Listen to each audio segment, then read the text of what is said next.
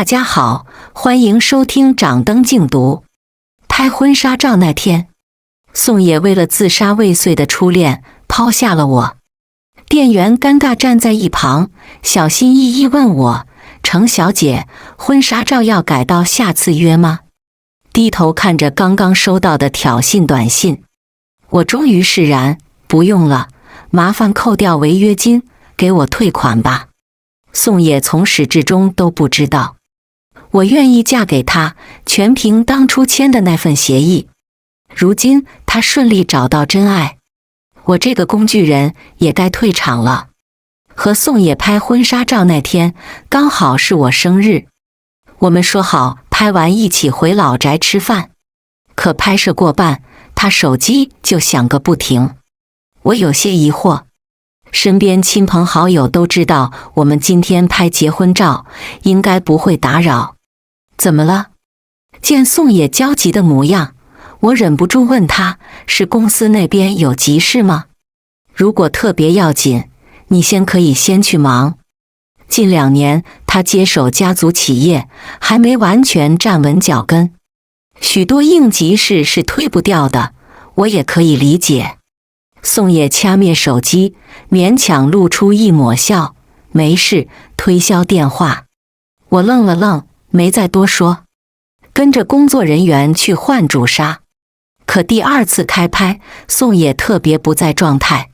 新郎和新娘靠近点，这样不行，怎么出片啊？新郎能不能专心点？摄像大哥指导了许久，没出一张能用的照片。我被婚纱勒得生疼，再次开口问宋野究竟有什么要紧事。没事，就是想到快和你结婚了，有点紧张，解释的话音戛然而止。宋野随手拿出手机一看，不知对面发了什么，他顿时面色大变，甩开我的手要走。我终于觉察不对，拖着笨重的婚纱上前拉住他，压下心中不安，问到底怎么了？宋野的语气十分焦急，时雨割腕了，婚纱照改天再拍，这种危机时刻我要陪在他身边。我彻底懵了，只觉得脑袋被重物砸击，浑身上下晕乎乎的。魏时雨我也是认识的，听说他和宋野在高中谈过一段时间恋爱，但后来断了，距离分手已经过了8年。他们什么时候重新有了联系？但宋野不会等我理清状况，见我固执拦着，没有放他离开的意思。他举起手机，放出那张血淋淋的照片，沉声质问我：周玉生，时雨因为得知我们即将结婚的消息，伤心到自杀了，你能不能别这么自私？婚纱照什么时候拍不行，非得现在？劝你别再拦我，别忘了你只是个孤儿，再不听话，我们就取消婚礼。他猛地甩手，将我抛在脑后。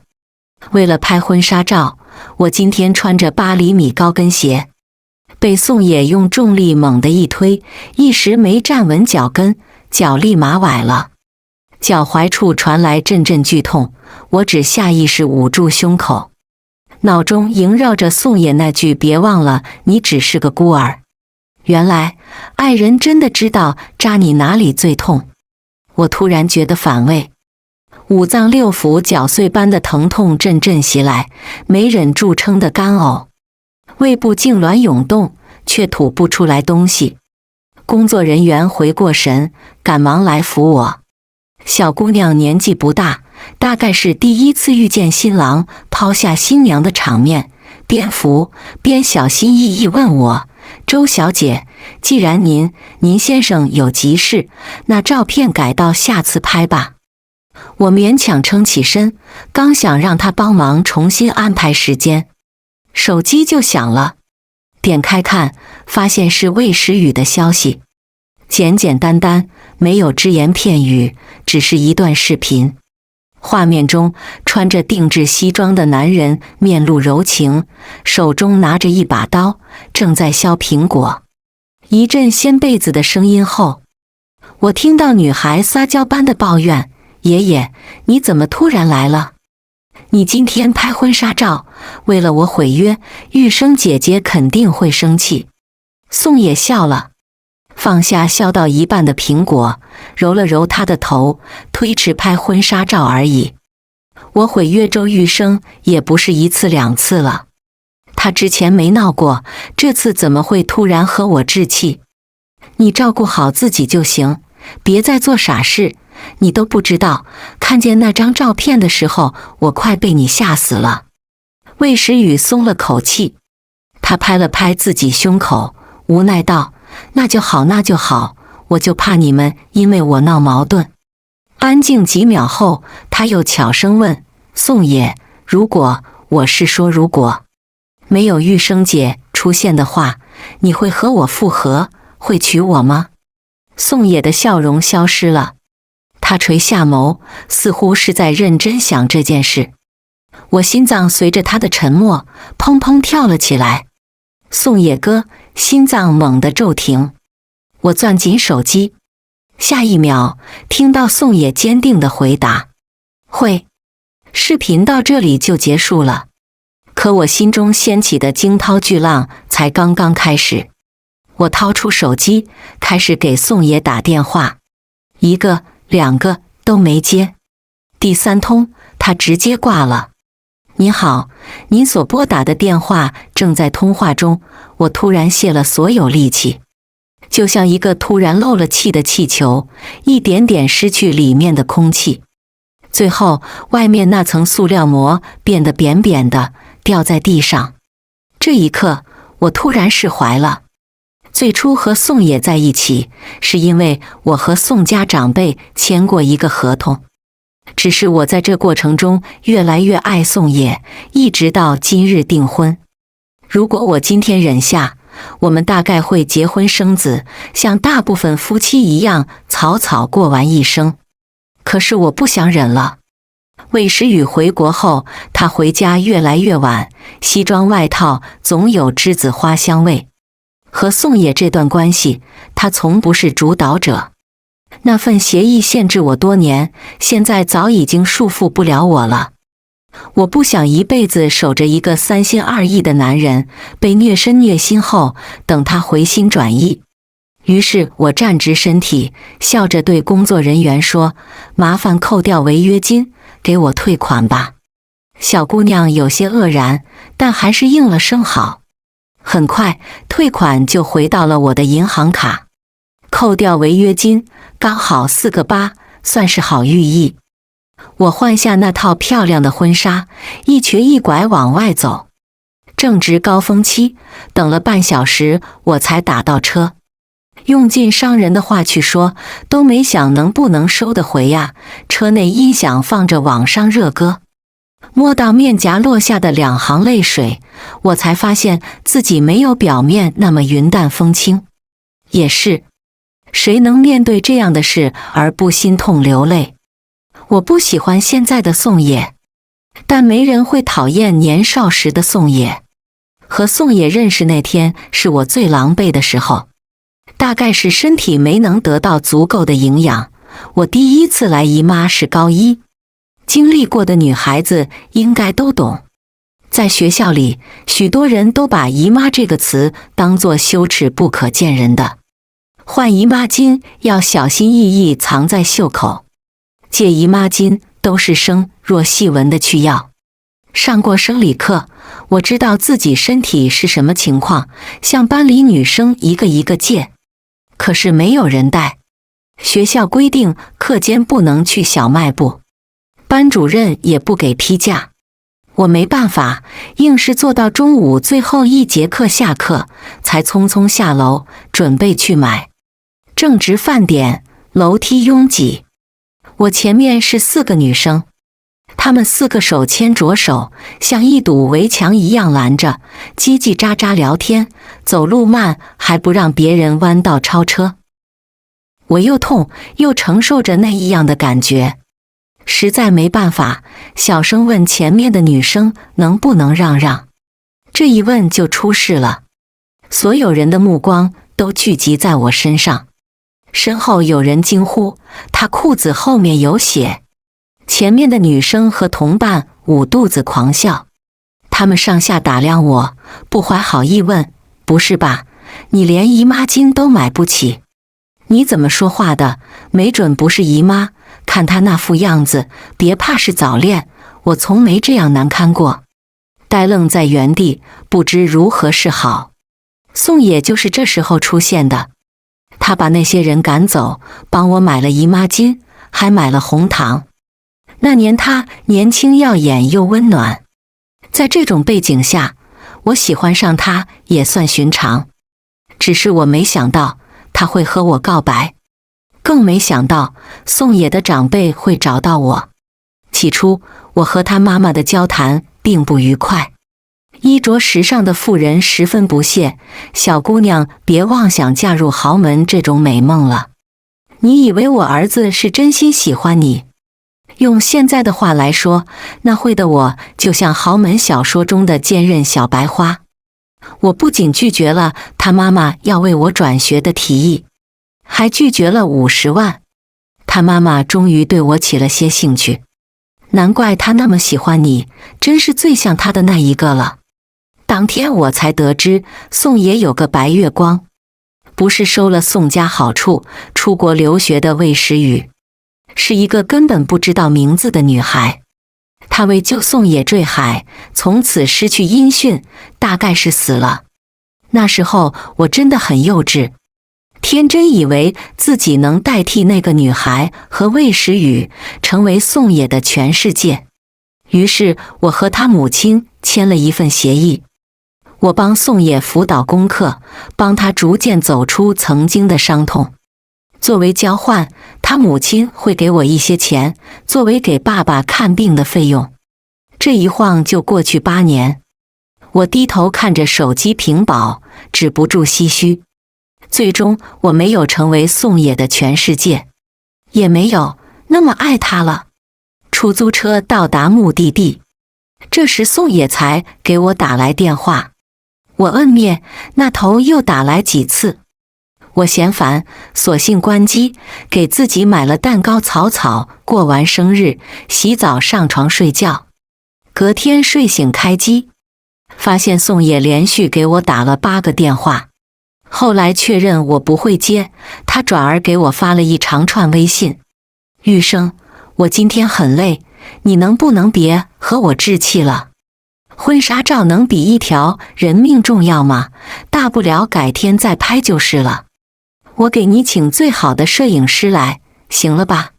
好了，不生气了，老婆，你大人有大量，原谅我。”我扯扯嘴角，只觉得脚踝依旧疼得刺骨。他哪里是真心道歉？昨天他用了猛力推我，现在却依然毫无所觉，甚至一整晚没回家。他和谁在一起？我用脚趾都猜得到。我向来不是个喜欢拖延的人，当即租了个房子过渡，叫来搬家公司，把我的东西全部清走。所幸我们没领结婚证，想分手完全不用打官司。最后离开前，看着满是回忆的家，我叹了口气，轻声说了声再见。隔天中午，我照例给背部伤口祛疤，又接到宋野电话，思索片刻，我还是接了。到底谈了多年，分开也该说清楚，成年人没必要闹得太难看。没等我说话，宋野已经在那旁喋喋不休不停。今天下午我来接你，咱们把婚纱照重新拍了。时雨自杀，我没办法不过去。我知道昨天是我不好，今天给你请了最好的摄影师，保证留下你最美的时刻。今天给我请了最好的。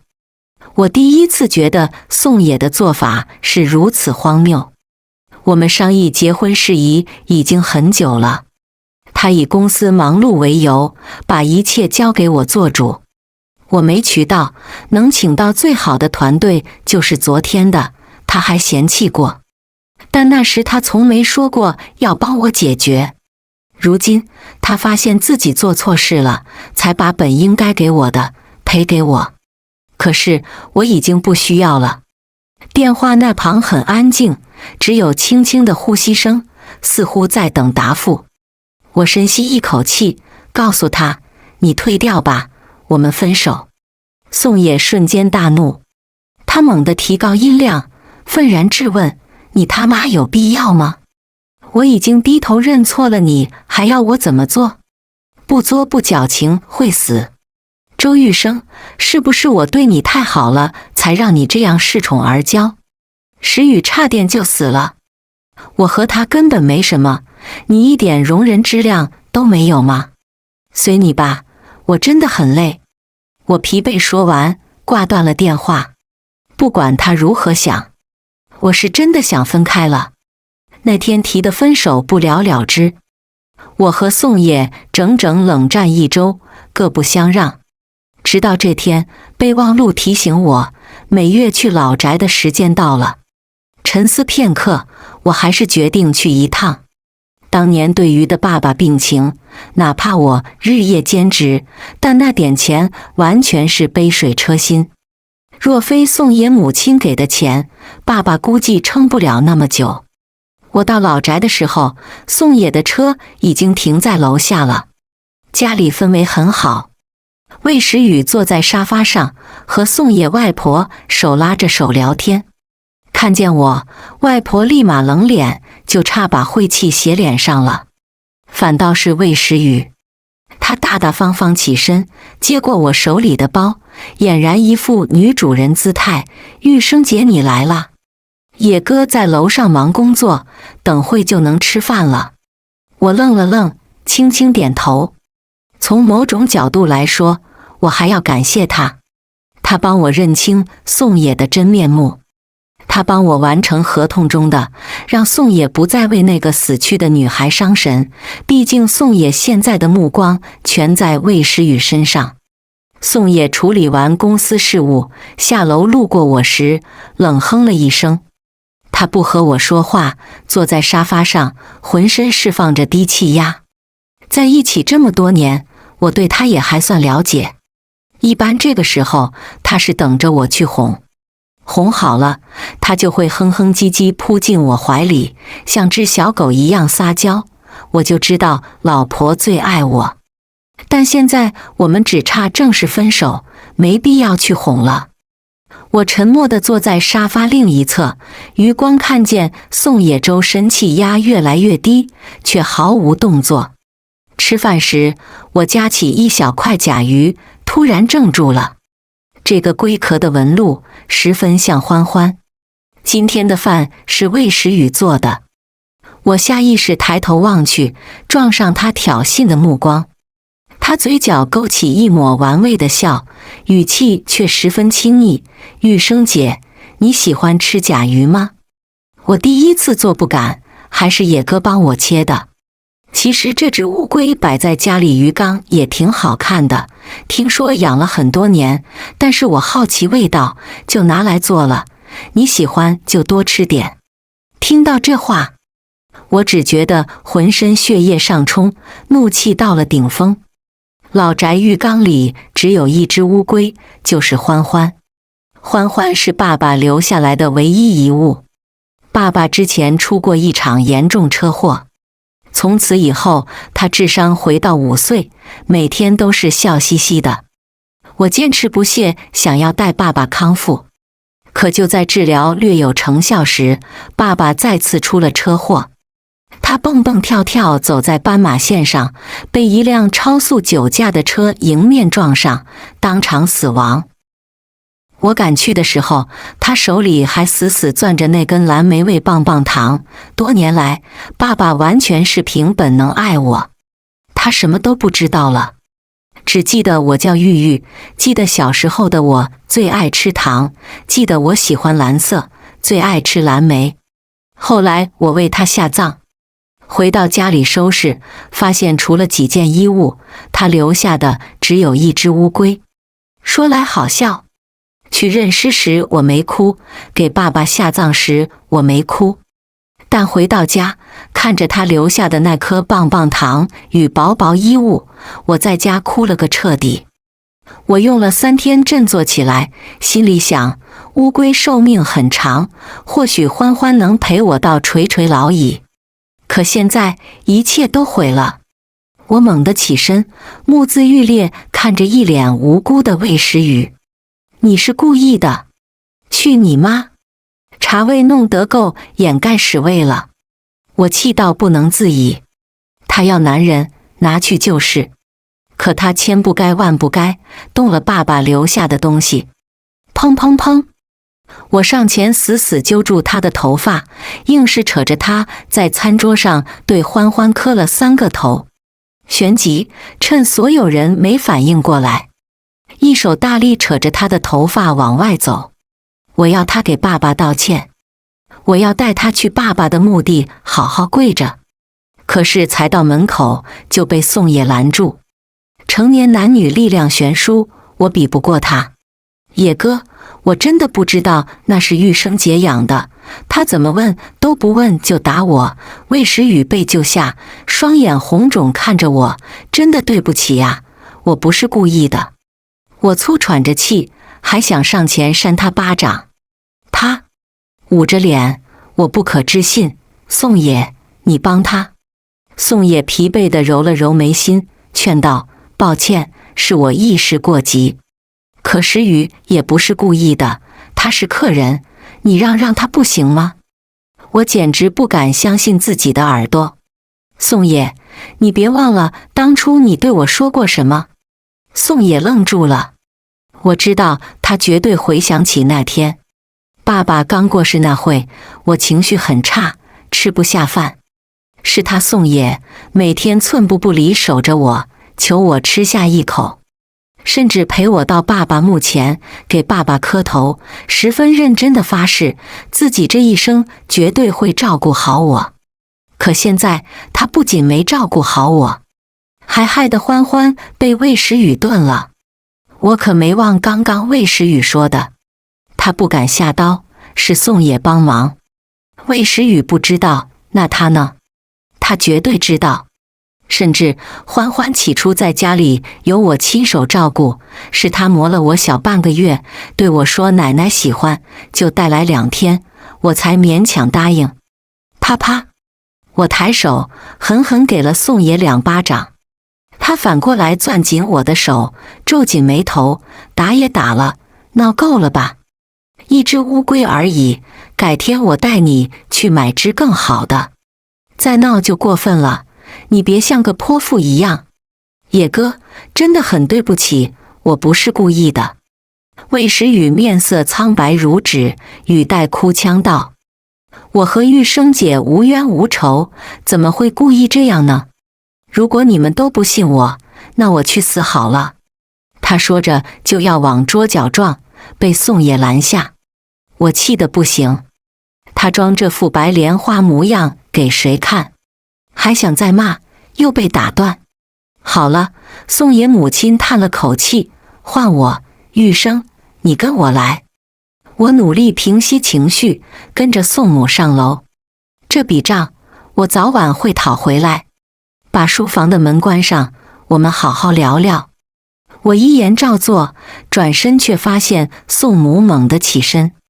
她指着我后背的疤，颤抖着声音问：你这个疤是什么时候的？我一脸懵，下意识回头看，才发现衣服破了洞，大概是刚才和魏时雨厮打留下的。我捂住后背，有些不自在，大概是早几年和我爸爸一起出门，不小心撞的。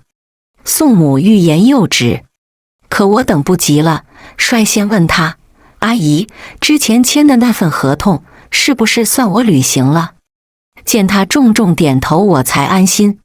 如此，做什么我都不会再有负担了。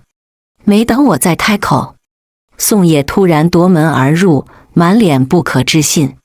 什么协议？你他妈说什么呢？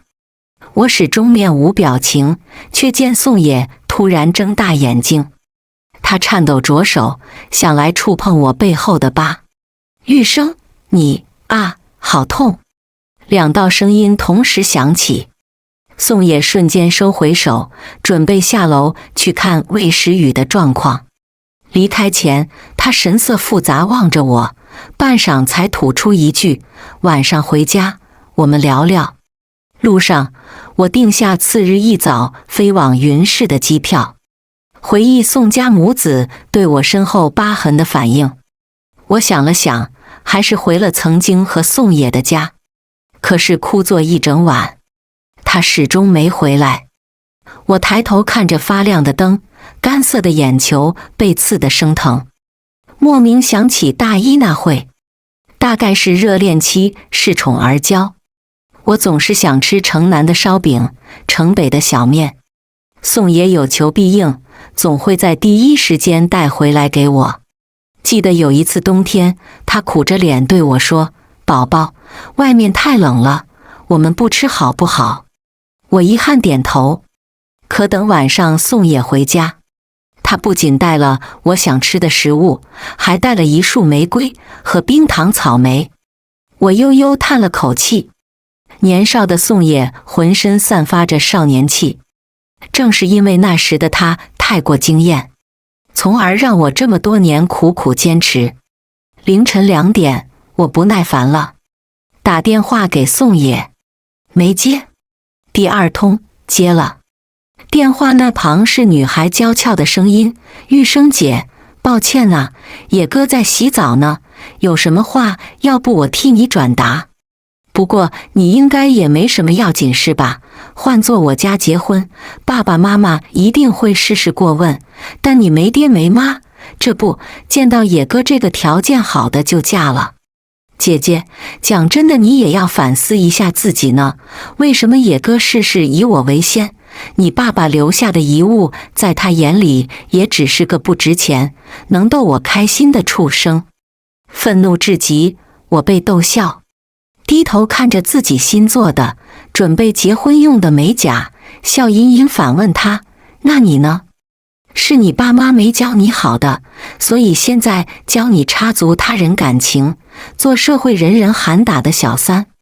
那可真是抱歉，我父母在时家教很严，我从不会做这种没脸没皮的事。毕竟……”我起身，一字一顿道：“我嫌晦气。”你……那旁话音未落，被我果断挂掉。急着赶飞机，我起身准备走，却觉得眼前一黑，身形不稳。我觉得不对，只来得及打电话给闺蜜，就后脑着地晕了过去。我似乎做了个很长的梦，梦里小女孩穿着纯白色衣裙，笑容甜蜜。她的爸爸妈妈忙于工作，只好自己到家附近玩。这时她认识了一个同样家人忙碌的小男孩。小男孩活泼好动，一次冲刺刹不住车，猛地撞到小女孩，导致她后背撞上墙上的钉子，就此留下疤。再后来，小女孩和小男孩同时被绑架，绑匪把2个孩子当作一家的，问大人要哪个。男孩家人毫不犹豫选了男孩，女孩就此被丢进海中，失去音讯。我恍恍惚惚醒来，又昏昏沉沉地上。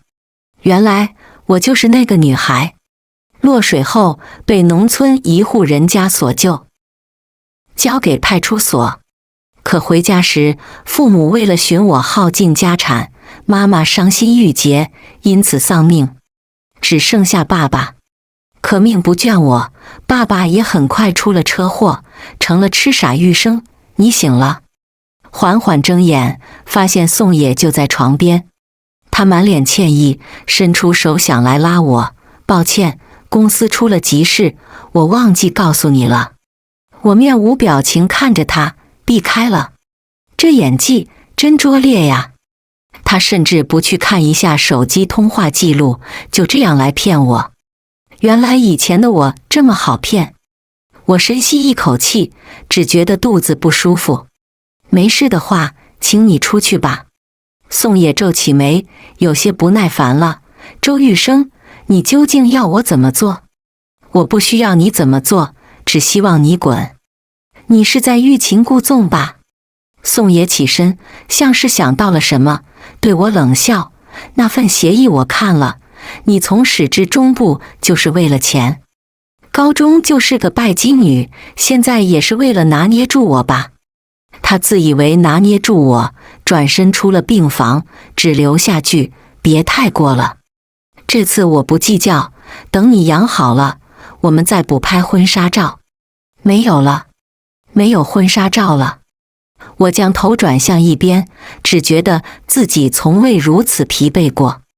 养好身体后，我飞回了那座滨海小镇，过了1个月安生日子。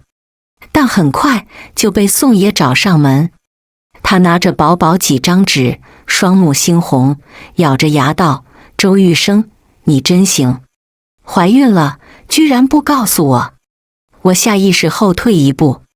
宋野目眦欲裂，似乎气疯了：“你躲我？”“没有，只是觉得没必要。”我平静地看着他：“孩子我早就打了，你现在找来也晚了。我记得我们已经分手。”其实宋野是能发现的。那天在医院，他来也匆匆去也匆匆，根本没发现那张孕检单就在床边柜子上放着。后来闺蜜打完饭回来，我才得知自己怀孕的消息。“你把我们的孩子打掉了。”宋野双手死死握着我的肩：“你为什么不和我商量？”争执中，我的外套掉落。宋野伸手小心翼翼触摸我背后的疤，喃喃自语：“难怪，难怪，难怪你从来不穿露背衣服，难怪全国这么多城市，你只来这里。我怎么没早发现呢？”我只觉得他的做法荒谬。是啊，他怎么没早发现呢？若是最初在魏时雨回来前，他发现了这一切，兴许当时沉浸在热恋中的我会和他幸福地过上一生，但可惜永远没有这个可能。晚上亲热时，他从来都是例行公事。魏时雨回国，他对我的关注越来越少。那天在老宅，他差一点点就发现了，但因为魏时雨一声惊呼，一个小到去医院路上就能愈合的伤口，他又割了我一整晚。如此种种，我怎么可能留下他的孩子？发现一切后，宋野开始死皮赖脸留在我身边。他买了我隔壁的房子，开门到垃圾遇见，见我皱眉，他小心翼翼：“我买了你隔壁的房子，你总不能赶我走。”是的，我不能赶他走。于是我搬家了。可惜我走到哪，宋野就跟到哪。后来我索性不躲了，每搬一次家，宋野就会把上一套房子过户给我。我知道他绝对把那些房子布置得很好，但我嫌晦气，一次没进去过，每次都是转手卖了换钱。后来他甚至总给我卡里打钱，求我别卖房子，缺钱他给。他开始笨拙地学习做饭，开始忽略公司事务。每每看他小心翼翼端着卖相很差的饭菜，我都被恶心得呕吐。他怎么想的？曾经我梦寐以求他不给，现在我避如蛇蝎，他求我收。宋野如此行径持续了1个月，如此魏时雨坐不住了，他约我隔天一起聊聊。我答应了，在一个咖啡厅。魏时雨进门一瞬间，店员就关上了所有大门和监控。我拿着棒球棍把他打得头破血流。啊！周玉生，你这个贱人，我要杀了你，我要杀了你！哈！我缓缓笑开，半蹲下拍他的脸，谁杀谁呀？欢欢的仇我还没报呢。对了，这是我闺蜜开的咖啡厅，你猜猜谁能最快找到你？魏时雨终于怕了，他面露惊恐地朝后躲。疯子，你这个疯子！是啊，我是疯子。我面无表情想，下一瞬又是狠狠一巴掌扇在他脸上。疯子打人不犯法。魏时雨清纯的脸已经肿得不成样子。不知过了多久，咖啡厅的大门被一脚踹开，魏时雨拼命睁开红肿的眼，俨然发现了救星。宋野，快救我！周玉生疯了，他要打死我！宋野快步上前，野哥，你看我被他打得好。宋野面色平淡，什么？魏时雨瞪大眼睛，看看我，又看看宋野。他终于察觉不对，但为时已晚，因为宋野已经面色沉沉地抓住魏时雨的头发，一路揪着他走到爸爸墓前，逼他跪下磕头，一直到头破血流，魏时雨才像个死尸一般跌在地，不再动弹。宋野也默默跪下，狠狠磕了3个头。对不起，叔叔，是我不好，没能照顾好玉玉。您放心，我们已经解开所有误会，从今往后，他说一我不说二。何必呢？我默默翻了个白眼。宋野呀宋野，你还是一样的利己。你明知道这件事的罪魁祸首是你，是你3心2意，是你劈腿成性，你却轻飘飘地把所有事推到魏时雨身上，怪他心机深沉。不止魏时雨，我也不会放过你这个贱人的。魏时雨醒后还怒骂我好几句。周玉生，你这个贱人，不就是妄想嫁入豪门吗？你……话音戛然而止，他说不出话了，因为宋野一个一个巴掌扇在他脸上，每一下都极度用力。那天魏时雨狼狈逃窜，晚上我破天荒没让宋野滚，他慢慢摸到规律。当他做饭被烫伤，我会盯着那个伤口一直看，并夸挺好看。如今正是他对我愧疚最浓的时候，我非要借着这个时候把宋野玩死。宋野再一次抛下工作，守在我家门口。宋家长辈终于坐不住了，他们对我威逼利诱，让我注意点宋家的力量。我觉得可笑，我身后什么都没有，我还会怕他们吗？深知张弛有度。宋野来到这座滨海小镇的第2个月，我终于破冰，主动提议我们重新去拍婚纱照吧。听到我松口，宋野欣喜若狂地开始布置，选择的婚纱、主持甚至酒店全是最好的。宋家长辈的劝慰被他抛在脑后，到底是唯一的孩子，他们还是松口了。这些天我一直若即若离，逼得宋野憔悴不堪。他属意西式婚礼，老婆，我想再看看你穿婚纱的样子。宋野跪在地上给我捶腿，办西式的好不好？我弯下腰，捧着他的脸轻声问，你不愿意听我的话吗？你分明可以办一场中式一场西式，为什么非要逼我妥协？我一脸失望，仰头看天。宋野顿时急了，听我听，就办2场。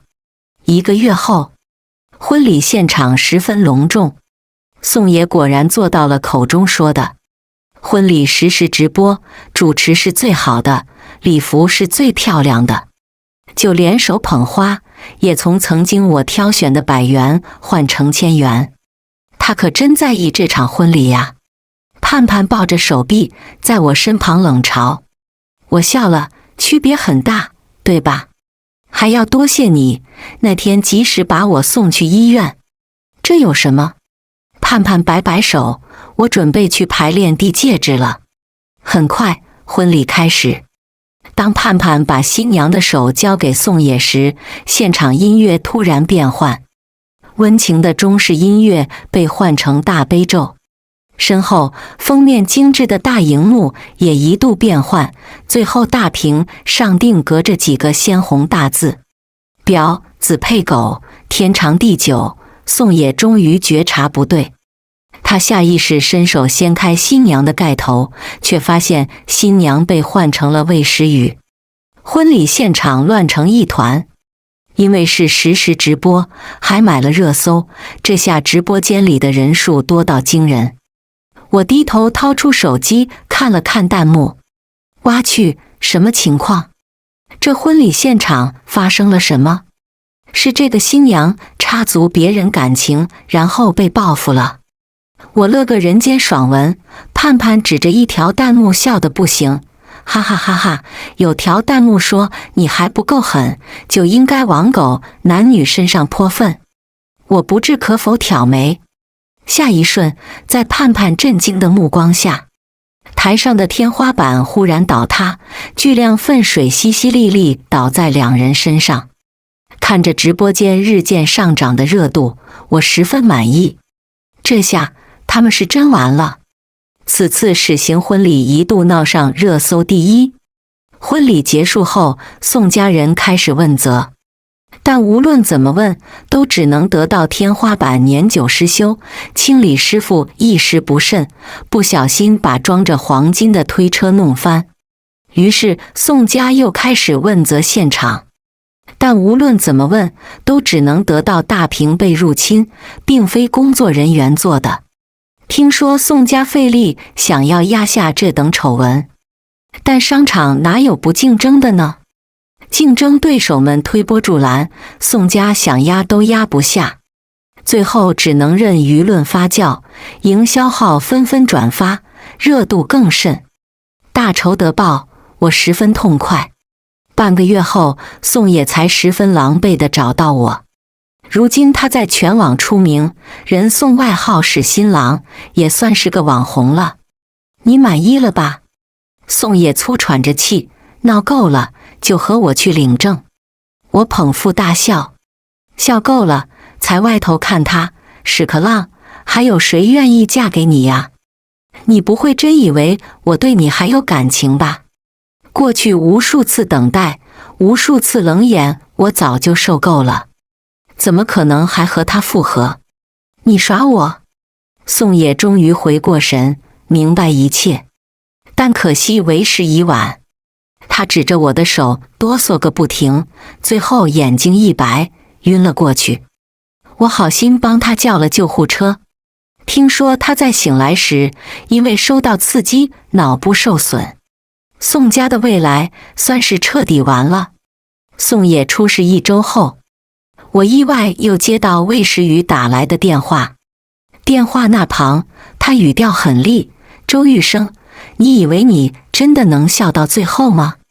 听见对面不断的鸣笛声和加速的声音，我皱紧眉：“你等着吧，我过得不好，也要拉你下地狱。”我抬头远望，发现不远处有一辆车疾驰而来。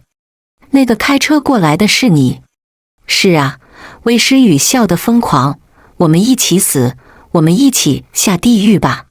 我皱紧眉，还没来得及提醒，一阵刺耳的轮胎急刹声响彻天际，紧接着，砰砰，剧烈撞击声响起。我抬头望去，发现魏时雨开的白色轿车被撞得不成人形，迎面一辆大卡车撞向他。我悠悠叹了口气，打电话开车的习惯不好，容易没命。20和魏时雨这个当事人生前打过电话，我被警方叫去调查，但我的手机有录音功能。很快警方查明是魏时雨意图杀死我，却因为超速被迎面而来来不及刹车的大卡车撞了。我被释放，一切尘埃落定。我开车去墓园，将爸爸的墓碑擦拭了个干净，又去妈妈墓碑祭拜。此后我踏上前往海外的旅程。世界海阔山河，我要去看看。番外宋野视角。被气晕前，宋野脑中唯一的想法是后悔。他确实后悔了，左右摇摆。最开始认识周玉生，比他想象的还要早。那年他大概8岁，父母忙于工作，保姆每天在家无所事事，根本不管他。于是他只好自己一个人待着。那天，他拿着一本书下楼，准备到小区的游乐设施那里看。毕竟他一向沉默寡言，没有孩子愿意和他一起玩。但有个小女孩主动靠近，叫他哥哥，想和他一起玩。他心跳如鼓，满心满眼是交到新朋友的喜悦，怎么会拒绝？但他没想到自己的莽撞会给新朋友带来杀身之祸。第一次，他和小姑娘打赌谁期末考的分数高，输者要答应赢者一个条件。他赢了，他兴冲冲跑去秘密基地，想要和小姑娘分享。但一时不备，他像个炮弹一样冲过去，因此把小姑娘撞到，她的右肩附近被钉子刮伤。小姑娘父母比她爸爸妈妈还要忙，她很懂事，不愿意麻烦父母，没有打针包扎，因此留下疤痕。第二次是最严重的，那时他爸爸事业蒸蒸日上，被人盯上。他每天和小姑娘一起玩，因此被绑匪绑架，通知了他的父母。绑匪要价500万，只给选一个。他的爸爸妈妈带着钱来了，毫不犹豫选择他。宋野被绑匪松开，狠狠往前推了一把。那时他心里想的是，幸好来的是我爸爸妈妈，不是他的。所以听见小姑娘弱弱喊哥哥时，他没回头。他不敢，他怕亲眼看见小姑娘出事。后来绑匪把他推入海里，不是所踪。他后知后觉，感到不习惯，没人再愿意叫他哥哥了。他开始伪装，开始寻找。魏时雨是第一个，他每天都在想小姑娘长大后的样子。魏时雨和他心中的样子有点像，所以他和魏时雨在一起了。好景不长，魏时雨被母亲打发去了国外留学。他很生气，但很快更像的人来了。周玉生，学校最穷的人。那天相遇是他故意为之。起初他只是想让那几个女生威逼利诱他几句，他再像个白马王子一样从天而降。没想到他来了姨妈，效果加倍好。他时常会注视周玉生的眉眼入睡。久而久之，对小姑娘的愧疚又涌上心头。他开始对周玉生不耐烦了，迟来的愧疚涌入心脏。但他是想和周玉生结婚的，只是没想到魏时雨会突然回国。他说忘不掉他。宋也想就这一次，但有了一次就有下次。魏时雨很喜欢依靠他，不像周玉生喜欢自己承受，所以他理所应当的偏心了。那只乌龟杀之前他有犹豫，但听了魏时雨撒娇，他就受不了了。一只畜生而已，到时候买只一模一样的，谁也发现不了。只是周玉生真的发现了，没想到周玉生会这样果断地离开自己。没想到周玉生就是当年那个小姑娘。其实他早该发现的，疤痕就在他背后，那么明显。只是他总是不耐烦，他不关心他为什么总爱穿长袖。夏天他在家里偶尔会穿短袖，有时候撒娇让他帮忙吹头发，他嫌头发长，吹着耗时间。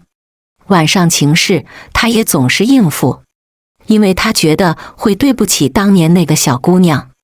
毕竟那个小姑娘说过，等我长大了嫁给哥哥好不好？直到那天，他拿着孕检单去质问他为什么打胎，争执间看见他的疤，突然明白了一切。他加倍对他好，他全盘接受。但直到婚礼那天，他才发觉周玉生从来没原谅过他，他弥补为时已晚。后来他脑部受损，已经不太清楚了。短暂清醒时，他真的很痛苦。周玉生大概已经走出来了，朋友圈从没屏蔽过他。如果当年他们没有认识，周玉生的母亲就不会郁郁而终，周玉生的父亲大概也不会是这个结局。他突然觉得自己是个该死的罪人。显然，他也这样做了。在某个寂静夜晚，他闭上眼睛，跳了周玉生曾经失踪的那片海。只是周玉生运气好，被救了。他没有。故事完。